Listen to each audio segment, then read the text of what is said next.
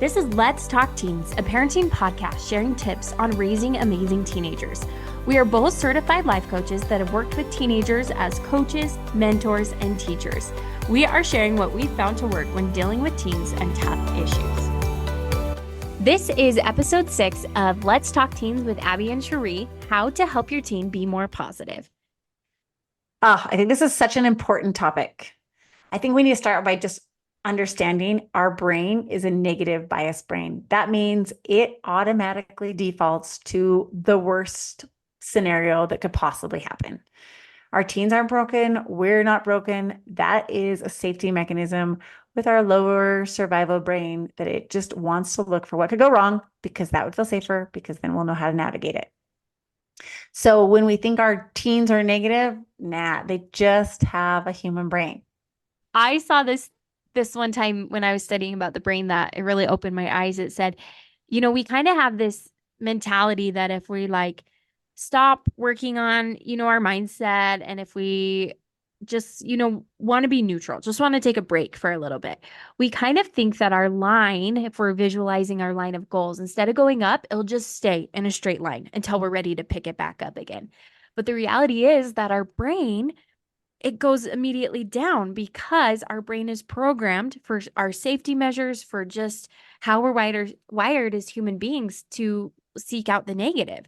So if we're going to stop working on, our mindset or trying to grow our positive thoughts and abilities, then our brain actually is going to go down to the negative. It's not like we can stay neutral and it's going to be fine. And I remember that really being eye-opening for me that, the natural tendency of our brain is to decline, is to find that negative.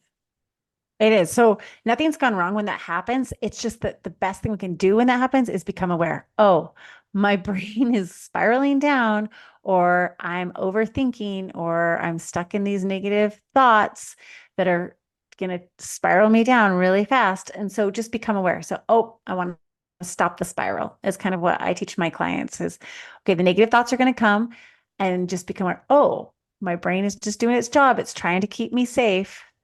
I don't want to go down that road though, because what we think about, we bring about. So if I continue to spiral and ruminate and get stuck in thought spins about everything that could go wrong, guess what? I'm going to bring about everything that could go wrong. And my life is going to be pretty negative and pretty horrible. And I'm going to spiral a lot. So becoming aware of that spiral is so important.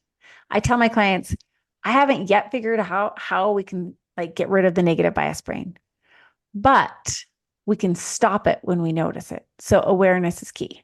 That's the number one step, is paying attention when it goes there. Would you suggest then, as a mom, when you notice your teen is, rambling off about all the horrible things in their life or just in a bad mood, what's your suggestion? Do you poke the bear and say, "Oh, hey, you're in a spiral"? What has worked for you on that? Yeah, that's a tricky one because that doesn't usually work real well, right? I think there's a few things you can do. One thought I have that I love to just say, okay, and what else is true? So they're saying all the negative things, and what else is true? What else is possible? Is there a different way to look at this? Just, try to redirect the brain, because that's the thing that we want to do, is redirect the brain to different thinking. Even say, okay, so I know, your child is talking about all the horrible things that can happen and they're spiraling. And you say, oh, I know you've worried about this before. Do you remember when this happened and what was the outcome? So you're reminding them, you're showing them evidence when they worried about this and it actually didn't go so wrong. And you're helping them find a way to redirect their brain in a way that is going to help them create a better outcome and feel more positive about it. I love that. Our brain loves evidence. When it can find evidence, okay, then it can shift gears a little bit and look at something different. I think it's important too, just to know that our thoughts create our emotions. So if we're constantly thinking about negative things, we're going to feel negative emotions. Or as we've talked about in other episodes, we're going to feel those red light emotions. We're going to feel depressed. We're going to feel sad. We're going to feel discouraged because our brain is ruminating and thinking about that over and over and over again.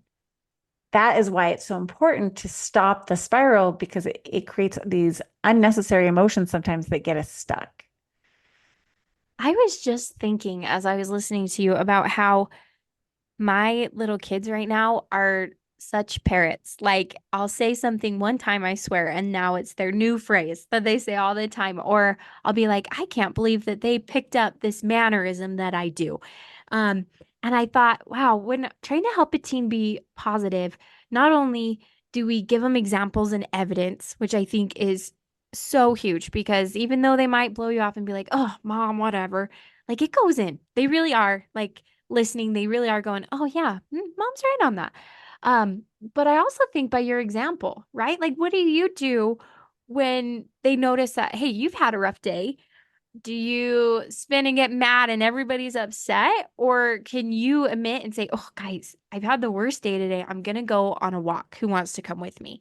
Um, like just giving your own examples of man, I'm trying to break out of a bad mindset today as well. Or I've had some really hard things happen to me. Like, what should we do? Should we put on some crazy dance music? Should we like blow this off? Like, what can I do to be an example of breaking my own thoughts when it comes to ruminating on negative things or when I just woke up on the wrong side of the bed? Does that ever happen to you, Cheree? I don't think it does from what I know about you, but Oh, wait.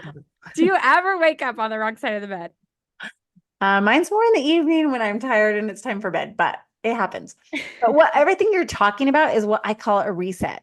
It's just a good way to reset our thought process. And it's interrupting those thoughts that are spiraling.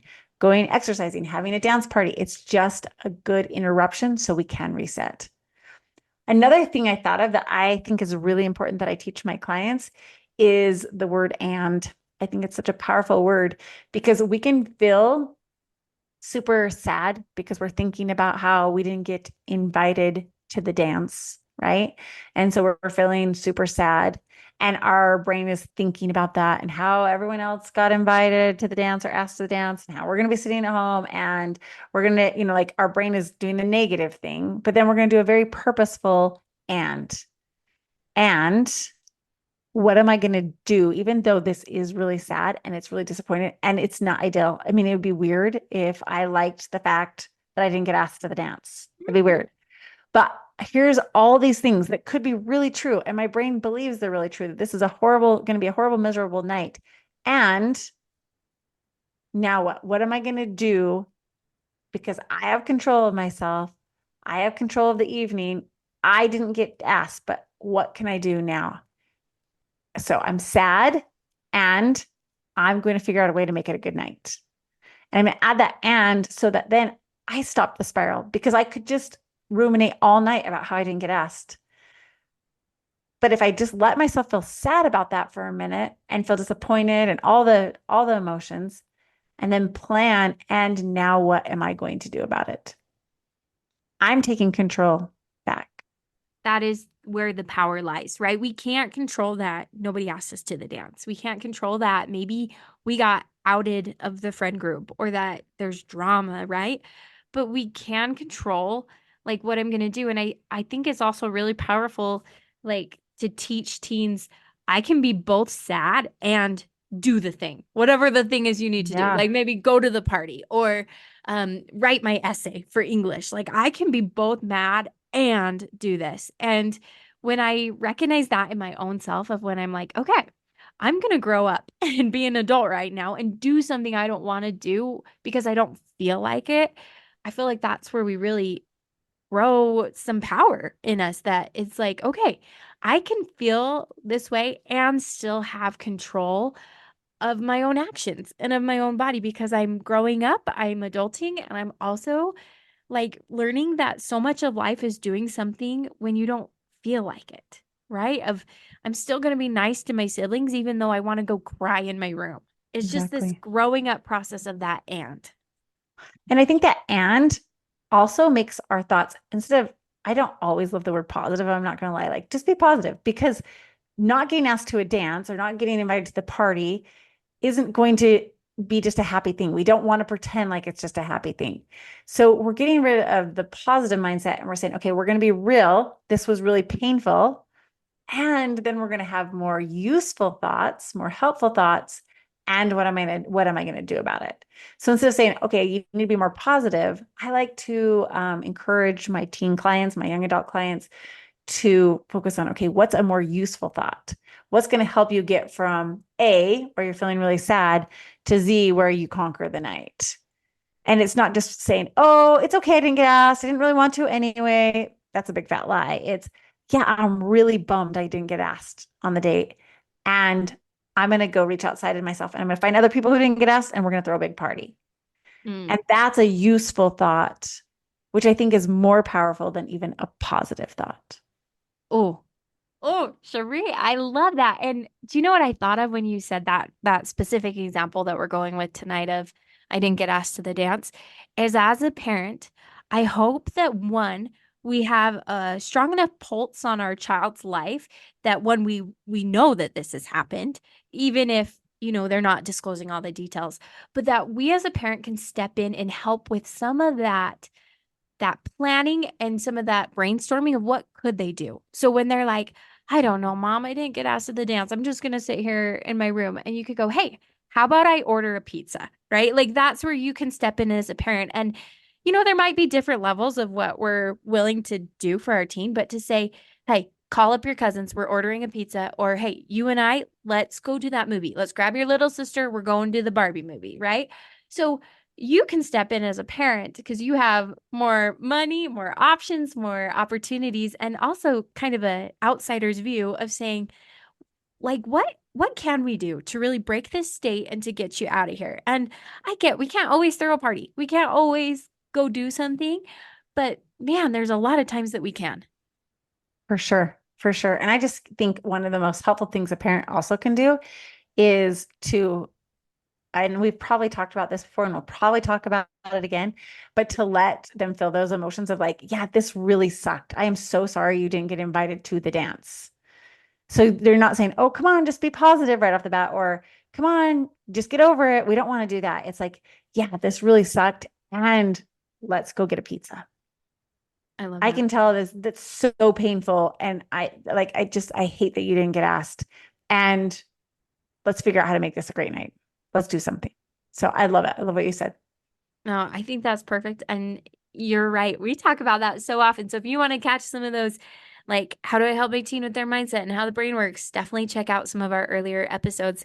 But we hope that this helps you out with some ideas on how to help your teen stay positive. And we even have more that Cheree, I want to talk about on another episode of like some really practical things, like helping your teen get enough sleep, eating a healthy breakfast, like all those things contribute as well. So stay tuned. We'll talk about that in a future episode.